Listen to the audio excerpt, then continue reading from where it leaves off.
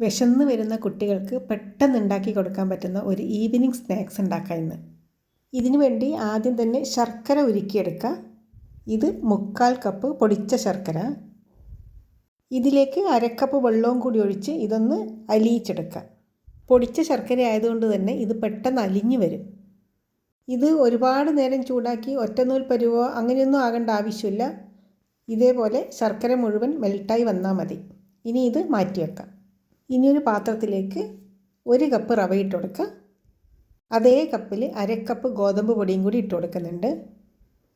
ഇതിലേക്ക് ഇതിന് പാകത്തിനുള്ള ഉപ്പും കൂടിയിട്ട് ഒന്ന് മിക്സ് ചെയ്തെടുക്കുക. ഉപ്പും ഗോതമ്പ് പൊടിയും റവയും കൂടി എല്ലാ ഭാഗത്തും എത്താൻ വേണ്ടി ഒന്ന് മിക്സ് ചെയ്തെടുത്താൽ മതി. ഇതിലേക്ക് ഉരുക്കി വെച്ച ശർക്കരപ്പാനി മുഴുവനായി ഒഴിച്ചു കൊടുക്കുക. ഇനി ഇത് എല്ലാം കൂടി മിക്സ് ചെയ്തെടുക്കുക. ഇത് മിക്സ് ചെയ്തെടുക്കാൻ ഇതിലേക്ക് ഒഴിച്ച ശർക്കരപ്പാനി മാത്രം മതിയാവില്ല. ഇതിലേക്ക് കുറച്ച് വെള്ളവും കൂടി ഒഴിക്കണം. 1/4 ഗ്ലാസ് വെള്ളവും കൂടി ഒഴിച്ച് ഒന്നും കൂടി ഇത് നന്നായി മിക്സ് ചെയ്തെടുക്കുക. ഇത് എല്ലാം കൂടി അരച്ചെടുക്കാനുള്ളതാണ്. എൻ്റെ കയ്യിലുള്ള മിക്സി എല്ലാം കൂടി ഒന്നിച്ച് അരച്ചെടുക്കാൻ പറ്റാത്തത് കൊണ്ടും പെട്ടെന്ന് അരിയാൻ വേണ്ടിയും കൂടിയാണ് ഇതേപോലെ മിക്സ് ചെയ്ത് ഇത് അരച്ചെടുക്കുന്നത്. നിങ്ങൾ ചെയ്യുമ്പോൾ എല്ലാം കൂടി ഒന്നിച്ച് മിക്സി ജാറിലേക്കിട്ട് അരച്ചെടുത്താൽ മതി. അരച്ചെടുത്ത ഈ മിക്സ് ഒരു പാത്രത്തിലേക്ക് ഒഴിച്ചു കൊടുക്കുക. ഞാനിത് 2 പ്രാവശ്യമായിട്ടാണ് അരച്ചെടുത്തിട്ടുള്ളത്. മുഴുവനായി ഒഴിച്ചു കൊടുത്ത് ഇത് നന്നായി ഒന്ന് മിക്സ് ചെയ്തെടുക്കുക. ഇത് അരക്കുന്ന സമയത്ത് 1/4 ഗ്ലാസ് വെള്ളവും കൂടി ഒഴിച്ചിട്ടാണ് ഇത് അരച്ചെടുത്തിട്ടുള്ളത്. ഇതേപോലെ നന്നായി മിക്സ് ചെയ്തതിന് ശേഷം ഇത് അരമണിക്കൂർ റെസ്റ്റ് ചെയ്യാൻ വേണ്ടി വെക്കാം. നമ്മളിതിൽ ചേർത്തത് റവയാണല്ലോ, അത് കുറച്ച് കഴിയുമ്പോൾ സോക്കായി കുറച്ചും കൂടി തിക്കാവും.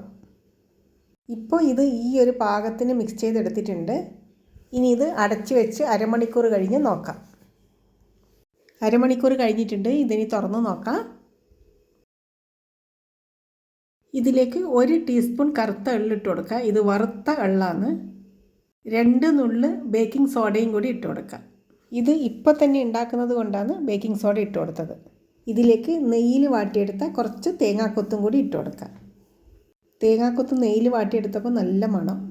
ബേക്കിംഗ് സോഡ അലിഞ്ഞ് എല്ലാ ഭാഗത്തും ആകാൻ വേണ്ടി ഇതിലേക്ക് 1 ടീസ്പൂൺ വെള്ളവും കൂടി ഒഴിച്ച് ഒന്ന് മിക്സ് ചെയ്തെടുക്കുന്നുണ്ട്.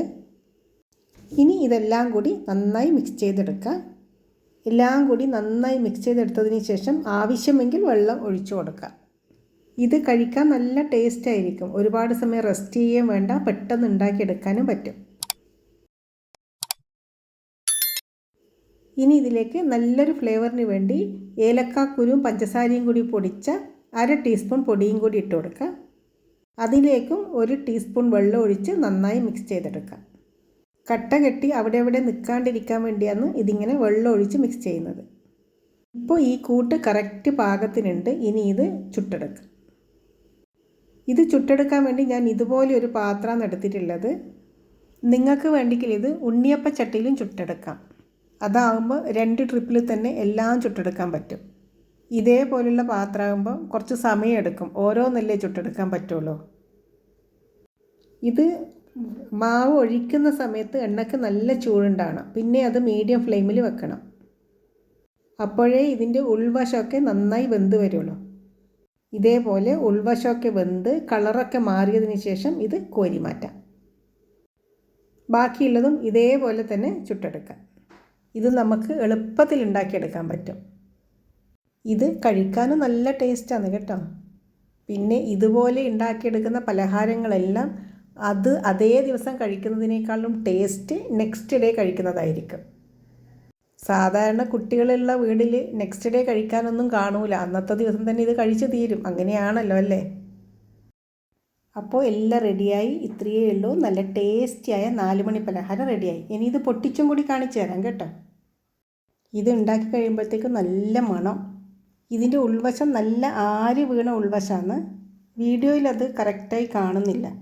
Okay friends, bye bye. Thank you for watching.